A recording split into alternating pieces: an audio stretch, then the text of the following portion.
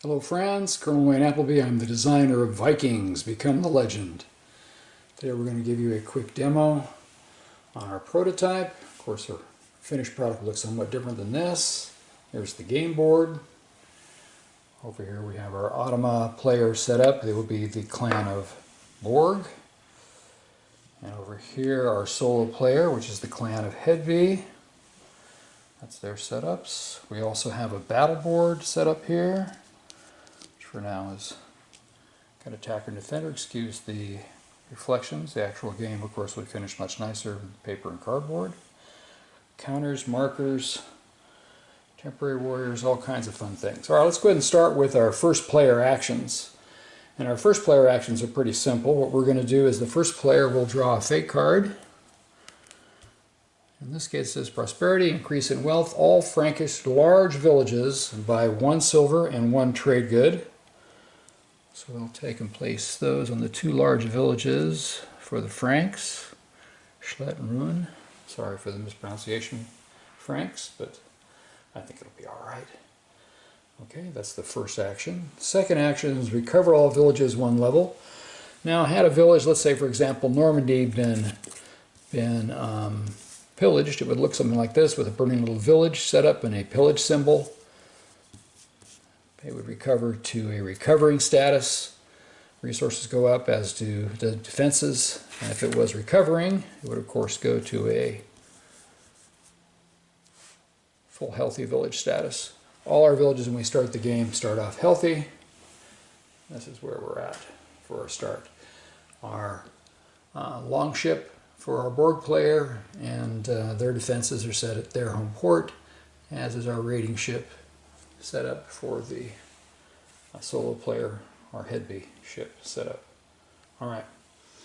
So now all villages have been recovered, drawn a fake card. We're ready for now the player turns, and we do this in turn order.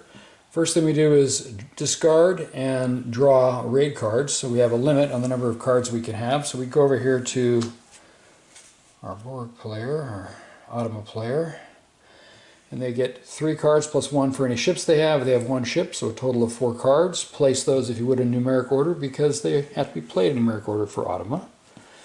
For our other player over here, let's move things down a little teeny bit and make some room.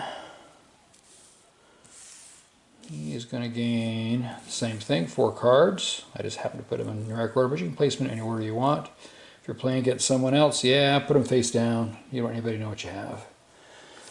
But since we're playing the game can know. It's all right.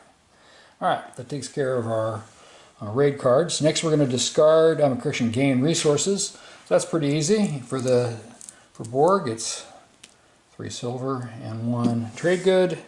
And it's exactly the same for Hedvig, 3 silver and 1 trade good. Now that we've gained our resources, we're going to hire warriors, build and bank. And in this case, for Borg, it's very simple. They want another longship. Yes, they do. So we get a longship for them. The build cost, amazingly, is the same as their income. So they have a ship, no warriors, but it's in port, built, ready to go. Over here for Hedvig, we're going to buy, I think, another raiding ship. Raiding ships cost a little bit less, so 1 silver and 1 trade good. 1 silver, 1 trade good leaves us 2 silver. Let's put an additional warrior on our raid ship. Is going out and leave 1 on that ship. This one will stay in port, I think, but this one definitely will raid this turn. And that's our last 2 silver for that. Okay, we're not going to put anything in the bank, either one, because we need those resources to get our warriors out there. Automa now will draw some ship missions. So let's pop back over to Automa. So we draw a mission card for that ship that's ready to go. He's got a raid and settle mission. What region will be going to? He'll be going to Saxony. All right, so normally what we do is we place this card, the ship card, on top of all of that. So this is your ship card now. On the card, it had a number of villages listed, and it makes it easy for Automa. You go to the top village on the list if you don't own it, and that's the one you'll be attacking. In this case, it's going to be London. Okay, so he is ready. Automa's ready. Now we're going to go ahead and start with Our Ottoman player making his turn. It's a little trickier. Let's see if I can do this for you. He's going to move his ship into the Baltic Sea for 1, 2, 3, into the Straits of Dover, and 4 at London. So he'll be attacking London. He used 4 of his 6 movement. He has 2 movement left. Okay, if you want to track that, you can. Particularly when you move multiple ships, it makes it kind of handy. All right, so we've gone to London. Now we're going to take the London card. Here we go. Place it on the battle board. And pretty simple from this point on. Take the resources that London has, which in this case is 2 silver and 2 trade goods. Place them on the card. He gets 2 raid cards, so we draw 2 from our raid card stack over there. Place them here on the battle board. And you can take your longship card. Sorry for the jiggle around here. Harder with one hand. And place it on the attacker's side of the battle board. Also here, he has yellow temporary warriors. Whenever you're defending, you get your temporary warriors. In this case, he has 4. This guy shows temporary warriors, but he's attacking, so he doesn't get to get those, or yet this time. Temporary warriors usually just show up for battles. Sometimes they're placed on cards because of fate. So you'll see how those get used during the game. All right, so we're ready to go. Our attacker over here has more than 9 figures ready to attack, so he can use up to 6 rounds or stop at any time when he does his battle. He also needs to take some of his cards over here, and he'll take his first 2. That's what Ottoman does, and place them on the board. They'll be played in this order, so this card first, then that one. And we start by turning our first raid card over from our defender, because he gets to go first. And it says ambush, roll 2 dice. So ho! Here we go. Berserker or a single axe. You remove opponents, of course, he rolls double shields. So this beautiful pre-attack card, the pre-attack, the guys didn't have very much oomph, and they didn't do what they wanted to do. It says use and discard. So that card, oh, too bad, it was a good card.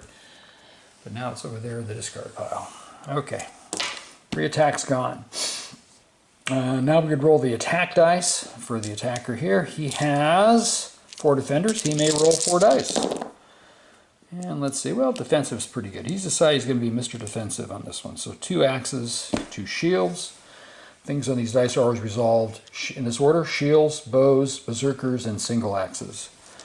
Here we have 5 or more attackers, so we'll use all our dice. And his card says fire arrows, 1 die only. Roll one of your dice can turn into 2 bows. So that's pretty good. So 1 bow turns into 2 bows, so that would be considered to be 2. And we have 3 additional axes. The 2 bows go against the shield. Axe goes against the shield. Axes against axes now. And it looks like he's going to lose 1 each. Both lose 1. And then unfortunately, these 2 axes get 2 more defenders, which those 2 would be those 2 shields. Okay, that's the first round of combat. Tough one for the defenders of London. I don't think they were ready for this attack.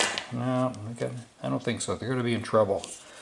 And the fire arrows came in handy. Fire arrows is use and discard, so that's another discarded card. Now ready for round 2. Let's go ahead and turn this card over. It says fog. Opponent must re-roll all bows. Okay, well, he's going to get to roll 1 defense die because he has 1 defender left. He rolls a shield. I guess that's about the best he could do, is say, please, please, please. But we have 5 warriors coming, so not likely he'll survive this unless I roll a whole bunch of shields.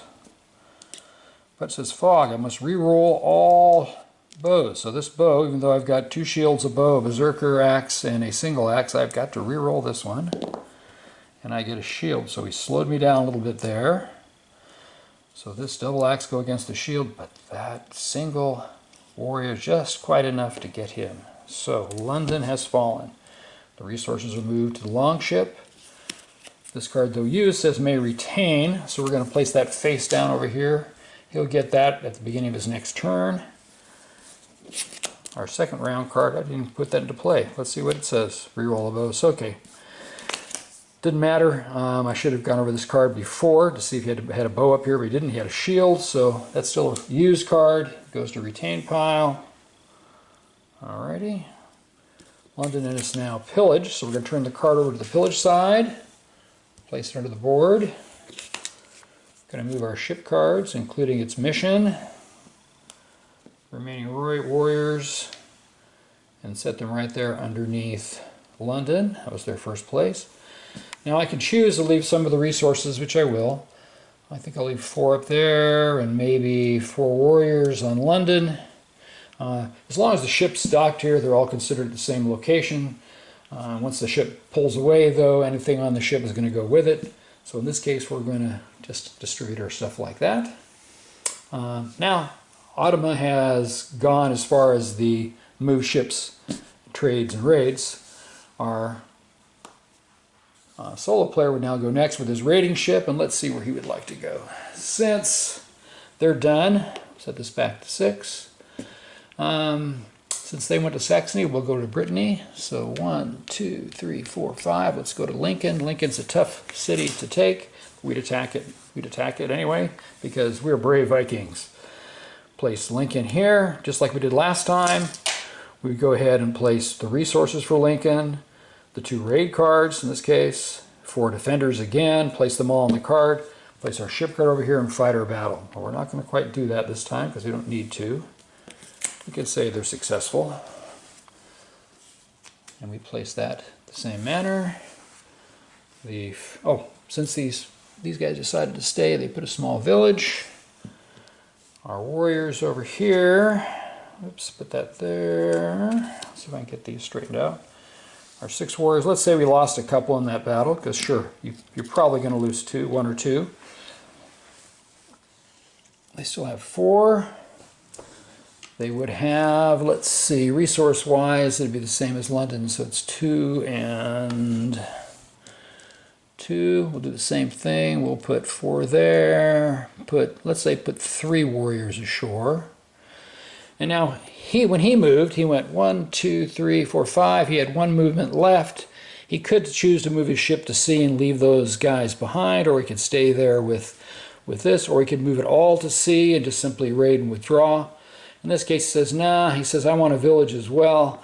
I think I'm going to stay parked right there. And let's put a village up for him on the board as well. He's saying, yeah, we're taking Lincoln too. Now that everybody's moved and done their attacks and raids and bribes, whatever they've decided to do, the next thing we're going to do is deal with resistance. So you look at the status level of the village that's been attacked. In this case, they've both just been raided. So we'd go to the Pillaged Village card. This Pillaged Village card says Night Raid. Prevent loss with a round fort.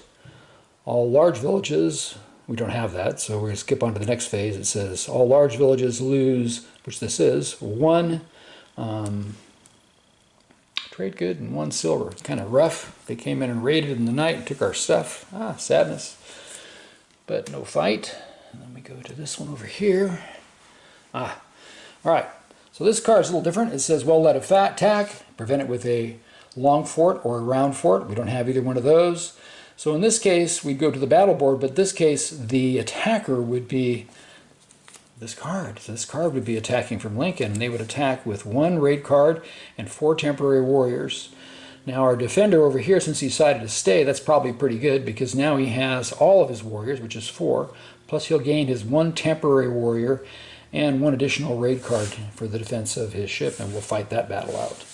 And that would end our round as far as a game turn goes. So you can see this game has a lot of possibilities. If you buy expansions, of course, you can have multiple players, multiple automa. It's a fun game. It will be challenging, I can guarantee it, but good to play. Vikings, become the legend. We know you'll like this game.